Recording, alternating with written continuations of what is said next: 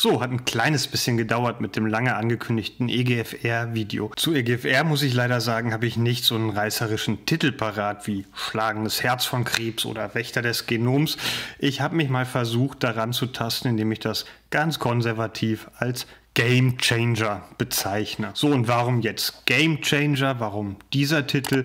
Nun, dazu muss man wissen, dass EGFR in der Tat uns aus der Expressionswelt gerissen hat. Die Expressionswelt, nochmal als kleine Wiederholung, die war in den 80er, 90er Jahren ganz gehypt und wird auch noch eine große Rolle spielen, wenn wir Herd 2 uns genauer angucken. Aber was wir mittlerweile wissen, ist, dass das nicht die ganze Wahrheit therapeutisch ist. Und bei den hier behandelten EGFR-Inhibitoren, zumindest die der ersten Generation, muss man sagen, die hat man ganz bewusst designt und eingesetzt, um EGFR-Expression anzugehen. Man wusste damals, dass gerade Lungenkrebs, gerade Plattenepithelkarzinom der Lunge mit einer erhöhten EGFR-Expression einhergeht und hatte sich deswegen gedacht, hier könnte man mit den intrazellulären Inhibitoren gut wirken. Man hat also versucht, das dementsprechend auszunutzen und kam zu dem Entschluss, dass das Ganze nichts bringt. Dass 90% der Patienten, die mit den EGFR-Inhibitoren behandelt worden sind, unabhängig von der EGFR-Expression, keinen Benefit von diesen Substanzen haben. Aber ein minimaler Bruchteil,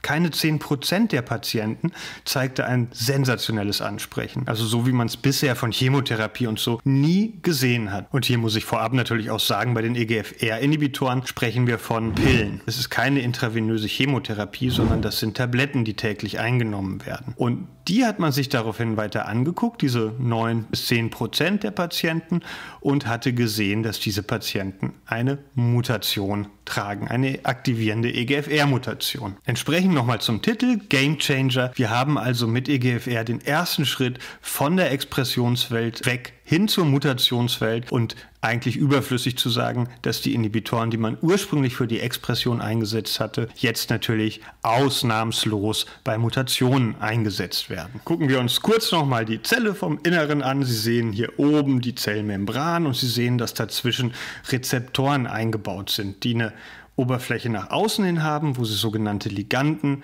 aufnehmen können oder Signal von Liganden verarbeiten können und intrazellulär einen Anteil haben, den wir als Kinase bezeichnen. Wir hatten an anderer Stelle schon gesagt, dass wir es hier mit den Rezeptor-Tyrosin-Kinasen zu tun haben. Von diesen gucken wir uns jetzt im Speziellen EGFR oder HER1 oder ERBB1 an, unseren erwähnten Gamechanger. Bei EGFR ist es so, dass, wenn Sie eine aktivierende Mutation haben, es zu einem Dauerstimulus der darunterliegenden Signalüberträger kommt. Also was ganz Ähnliches, was wir auch bei Caras-Mutationen sehen. Es kommt zu einer Überaktivierung der Zelle. Sie erhält das Signal, sich mehr zu teilen, mehr zu wachsen, sich zu duplizieren. Und das ist natürlich das biologische Korrelat zu Krebs. Was hat es aber mit den aktivierenden Mutationen auf sich? Hier ist nochmal ein Rezeptor gezeigt. Blau ist das außerhalb der Zelle liegende, grau das, was durch die Zellmembran durchgeht, und rot mit einem schwarzen Knubbel in der Mitte, das soll die Kinase darstellen. Und die Mutationen, von denen wir sprechen, sind Mutationen in der Kinase-Domäne. Diese Mutationen haben zur Folge, dass das Substrat oder, wenn Sie so wollen, das Benzin, was der Motor braucht, das ATP, ständig gebunden ist und somit ständig eine Aktivierung der Kinase vorliegt. Und das hat zur Folge, dass es immer zu einer Aktivierung innerhalb der Zelle kommt. Heißt aber auch, wenn wir solche Mutationen haben, ist der äußere Anteil des Rezeptors relativ egal. Wir werden später bei den Therapien sehen, dass wir auch Antikörper gegen EGFR haben, aber die spielen hier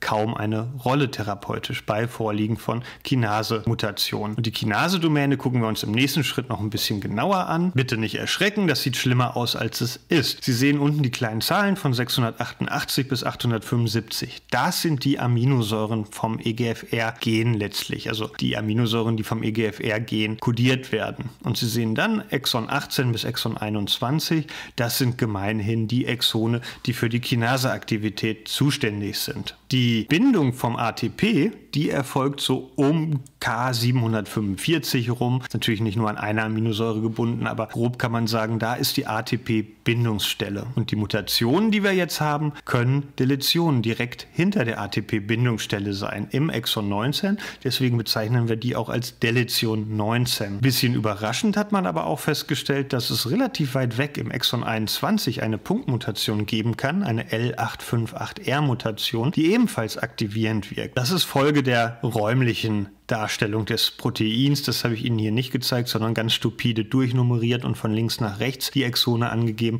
Exon 21 und L858R liegt real sehr nah an der ATP-Bindungsstelle. Und diese beiden, das ist vielleicht die wichtigste Take-Home-Message, die werden oft gleichgesetzt mit aktivierenden EGFR-Mutationen. Wir nennen sie die klassischen EGFR-Mutationen und die machen in der Tat bei Lungenkrebs bis zu 80% der EGFR-Mutationen aus. Wir haben allerdings noch eine ganze Menge andere, die werden oft als Uncommon beschrieben, also Mutationen im Exon 18, im Exon 20, auch in 21 und 19. Die machen grob 10% der EGFR-Mutationen aus. Und dann haben wir noch eine Eigenschaft im Exon 20, also nicht im Exon 19, wo wir die Deletion haben, sondern in Exon 20 Insertionsmutationen, die ebenfalls so Pi mal Daumen 10% der EGFR-Mutationen ausmachen. Es gibt noch eine andere EGFR-Mutation, die bei Krebs eine gewisse Rolle spielt, die EGFR-Variante 3. Was ich Ihnen hier aufgemalt hatte, ist nochmal die extrazelluläre Domäne. Die geht von Aminosäure 1 bis Aminosäure 621. Und bei der EGFR-Variante 3 ist es so, dass wir eine Deletion von Aminosäure 6 bis Aminosäure 273 haben, was also zu einem verkrüppelten EGFR führt. Verkrüppelt, weil diesem EGFR fehlt sowohl die Ligandenbindungsstelle als auch die Kontaktstelle, die für die Dimerisierung, also die Zusammenschluss zweier Rezeptoren, verantwortlich ist. Und das hat zur Folge, dass natürlich die Liganden einfach dran vorbeizischen und das Ganze nicht mehr von Liganden kontrolliert oder aktiviert werden kann. Nichtsdestotrotz hat man gezeigt, dass es wahrscheinlich, da ist noch nicht das allerletzte Wort gesprochen, einen aktivierenden Charakter hat, dass diese Mutation, also eine Deletion, wo relativ große Stücke des Gesamtproteins einfach mal fehlen, zu einer aktivierten Mutation zählen können. Das war so vor 20 Jahren, dass man sich auf die EGFR-Mutation mit der Variante 3 genauso gestürzt hatte wie auf die aktivierenden Kinase-Mutation, in der Hoffnung, einen ähnlichen Erfolg zu haben. Da muss man sagen, das hat leider nicht so funktioniert. Und wenn ich sage, nicht so funktioniert, dann können Sie sich vorstellen, dass ich dann eine andere Krebsart als Lungenkrebs meine. Gucken wir uns natürlich auch nochmal genau an, nämlich das Glioblastom. Bis zu 25% aller Glioblastome sind die bösartigsten Hirntumore, die wir so kennen, bis zu 25% haben eine EGFR-Mutation, während es bei Lungenkrebs so irgendwas zwischen 10 und 12% sind. Wichtig ist hier aber, dass wir unterscheiden müssen. Beim Glioblastom kommen vor allen Dingen Amplifikationen vor, auch, aber nicht nur der Variante 3, wo wir gesagt haben, das hat nicht mehr einen so großen Stellenwert. Bei der Behandlung des Glioblastoms eigentlich gar keinen Stellenwert. Da guckt man auf andere Gene, während die Kinase-Mutationen beim Lungenkrebs eigentlich der Beginn einer Erfolgsgeschichte sind, weil es die erste zielgerichtete Therapie bei Lungenkrebs war und es auch zum Vorbild wurde für weitere Therapien, nicht nur bei Lungenkrebs. Als man die Mutation noch gar nicht identifiziert hatte, hat man sich den klinischen Parametern gewidmet. Und dabei kam das hier raus. Die meisten Patienten mit einem besonderen Benefit von EGFR-Inhibitoren waren Frauen, haben nie geraucht, eine Adenokarzinom-Histologie und waren asiatischen Ursprungs. Die EGFR-Expression habe ich hier auch mal zugepackt, weil die in einer sogenannten Multivariat-Analyse, wo man geguckt hatte, welche Faktoren vielleicht durch andere Faktoren hervorgerufen sind, zum Beispiel weiblich und Nieraucher, deutlich höherer Anteil unter Lungenkrebspatienten als männlich und Nieraucher. Also das ist so ein bisschen doppelt gemoppelt. Da kam raus, dass die EGFR-Expression wohl auch eine Rolle spielt, aber ich hatte Ihnen schon gesagt, das kann man eigentlich vergessen. Das war noch, bevor man die Mutationen entdeckt hatte und es war vor allen Dingen nicht so konsistent, wie wir bei den Mutationen das kennen, dass wenn eine Mutation vorliegt, wir auch fast mit einem guten Therapieansprechen rechnen können. So, aber zur Frage, woher das jetzt genau kommt. Es scheint irgendwie was mit Adenokarzinom zu tun zu haben. Es scheint bei Frauen häufiger es ist bei Frauen häufiger, scheint auch irgendwas mit der Ethnie zu tun haben, weil bei Asiaten Kandidatinnen es deutlich häufiger EGFR-Mutationen gibt, bis zu 30%, während es zum Beispiel bei Schwarzafrikanern verschwindend geringe Anteile von EGFR-Mutationen gibt. Aber wenn man das alles zusammenpackt, muss man sagen, eigentlich hat man keine Ahnung, wo es genau herkommt. Uns stehen zur Behandlung von EGFR-mutierten Lungenkrebs mittlerweile 3 Generationen an Medikamenten zur Verfügung. Das Ganze fing an mit Erlotinib und Gefitinib, dann kamen die Zweitgenerations-TKIs, Tyrosinkinase-Inhibitoren, Afatinib und Dacomitinib, und als Drittgenerations-EGFR-TKI haben wir das Osimertinib zur Verfügung. Darüber hinaus haben wir aber auch mittlerweile spezifische Inhibitoren, die sich um die Exon-Insertion 20-Mutationen kümmern. Und last but not least natürlich auch EGFR-Antikörper. Also Sie sehen ein ganzes Sammelsurium an verschiedenen Medikamenten. Die EGFR-Antikörper spielen eine enorm wichtige Rolle bei der Behandlung von Darmkrebs. Das hat aber nichts mit den EGFR-Mutationen zu tun. Deswegen sind sie für die Mutationstherapie relativ unbedeutend. Und in anderen Videos oder Vorträgen habe ich immer ganz gerne dieses Bild hier bemüht. Ein Auto, wo es darum geht, den Fahrersitz oder das Gaspedal am Fahrersitz zu erwischen. Das ist hier mal ein wenig plakativ dargestellt. Die Erstgenerationsinhibitoren, die sitzen quasi auf dem Fahrersitz, die Zweitgenerationsinhibitoren, die sitzen sozusagen auf dem Beifahrersitz, und die Drittgenerationsinhibitoren, sprich das Osimertinib, sitzt quasi hinten auf der Rückbank und nimmt davon ausgehend Einfluss. Aber wie gesagt, das ist jetzt ein bisschen plakativ, machen wir es nochmal genauer. Die Kinasedomäne hatten wir uns gerade angeguckt und ATP, hatten wir gesagt, bindet an K745, und genau da binden auch die Erstgenerations-TKIs. Die gehen quasi in Konkurrenz zum ATP, sind kompetitiv und können das verdrängen. Und das ging über Jahre so erstmal ganz gut, aber, und das ist bis heute das Schicksal aller zielgerichteten Therapien, es kommt mehr oder weniger unweigerlich zu Resistenzen. Und bei den Erstgenerations-TKIs war die T790M-Resistenzmutation bei fast 60% der Patienten früher oder später nachzuweisen. Die T790M erhöht die Affinität vom ATP zu seiner Bindungsstelle, also macht es ein bisschen einfacher für den Rezeptor, ATP anstelle des Inhibitors zu binden. Zweitgenerations-TKIs sind dann darauf optimiert worden, fester zu binden. Nicht in Konkurrenz zum ATP, sondern über eine werbetechnisch immer ganz gerne als irreversibel bezeichnete Atombindung. Das habe ich hier versucht mit dem Schloss deutlich zu machen.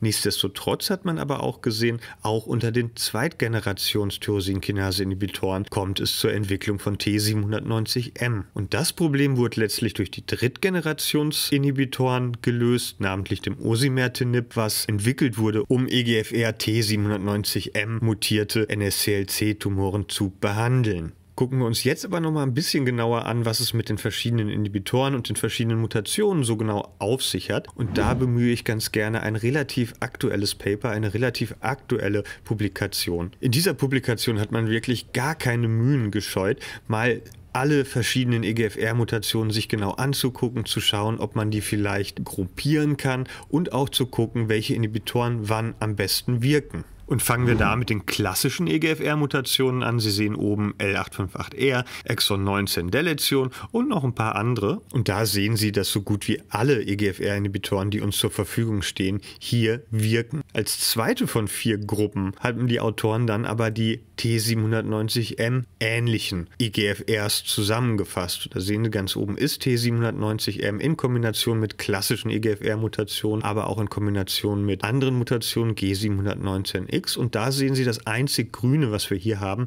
ist das Osimertinib, ist der Drittgenerations-TKI. Das verwundert nicht, weil dafür wurde er ja auch entwickelt. Und man hat im Anschluss sich auch angeschaut, wie sich ein Drittgenerations-Inhibitor verhält im Vergleich zu einem Erstgenerations-Inhibitor, wenn man von Anfang an therapiert, also nicht erst bei Vorliegen einer T790M-Resistenzmutation. Und auch da hat man gesehen, dass da die Drittgenerations-Inhibitoren besser sind. Einfach längere Überlebenszeiten, progressionsfreies Überleben und auch Gesamtüberleben erreichen können. Zusätzlich noch eine ausgeprägt gute Wirksamkeit gegenüber Hirnmetastasen haben, also eine Art neuroprotektive Funktion auch ausüben können und last but not least auch ein gutes Nebenwirkungsprofil aufweisen, sodass man sagen muss, für diese klassischen Mutationen mit und ohne T790 T790M haben sich die Drittgenerationsinhibitoren durchgesetzt. Die werden von so gut wie allen Fachgesellschaften in diesem Setting auch empfohlen. Hier muss man aber fast dazu sagen, dass die rechte Gruppe T790M-like,